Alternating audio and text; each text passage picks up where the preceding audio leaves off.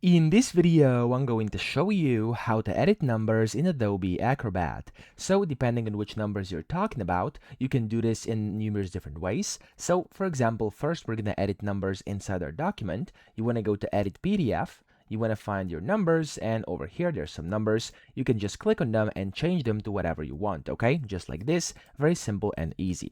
That's the first way to do it. But if you want to edit page numbers, so as you can see, my pages don't have numbers. You want to go and click on Edit PDF, then click on Header and Footer, and click on Add. If you have them already, you want to click on Update over here, but I don't, so I'm going to click on Add.